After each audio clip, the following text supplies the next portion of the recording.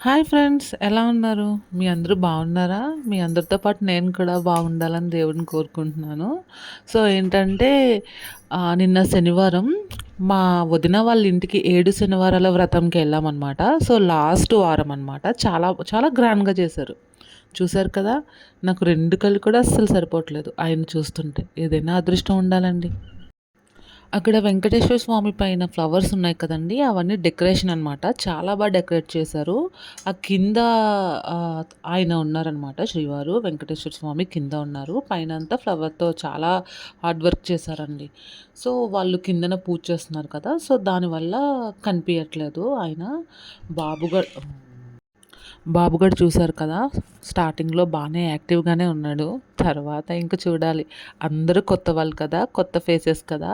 కొంచెం అల్లరి పెట్టాడు. కొంచెం కాదులెండి. కొంచెం బాగానే అల్లరి చేశాడు. తెలిసిందే కదండీ ఇంకా. పిల్లలతో బయటికెళ్ళాలంటే ఇంక మనకవుతుందా? అవ్వదు. వాళ్ళకొక 5 ఇయర్స్ రావాలి. మనల్ని వాళ్ళు అర్థం జేసుకోవాలి. సో, నెక్స్ట్ ఏంటంటే, ఇంకా వ్రతమైతే చాలా జరిగిందండి. కాకపోతే నాకు బాబుతో కొంచెం ఇబ్బందయింది అంతే. సో, అక్కడున్న వాళ్ళందరూ మా అత్త వాళ్ళు, మా వదిన వాళ్ళు, మా పిన్ని వాళ్ళు అంతా ఆల్ రిలేటివ్స్ అనమాట.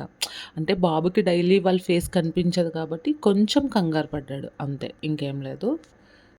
అంత అంత జనాల్లో కొంచెం బాబుకి ఉక్కగా అనిపిచ్చింది. వాడికి గాలి సరిగ్గా ఆడటం లేదు. అందుకని నేను లాస్ట్‌లో కూర్చున్నా అనమాట. సో, అందుకే మీకు దేవుడిని కూడా నేను చూపించలేకపోయాను. సో, లాస్ట్‌లో అయితే మీకు ఖచ్చితంగా హారతిచ్చేటప్పుడు చూపిస్తాను. చూడండి. చాలా బావుంది కదండీ! దేనికైనా అదృష్టం ఉండాలి కదా! అలా చేసుకోవాలంటే. నాకు కూడా వెంకటేశ్వర స్వామి అంటే చాలా ఇష్టమండి.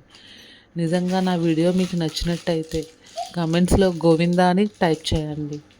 ఆయన మీకు కూడా ఎప్పుడూ హ్యాపీగా చూడాలని నేను కోరుకుంటున్నాను.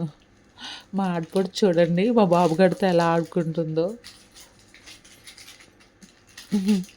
లాస్ట్‌లో అనమాట అది.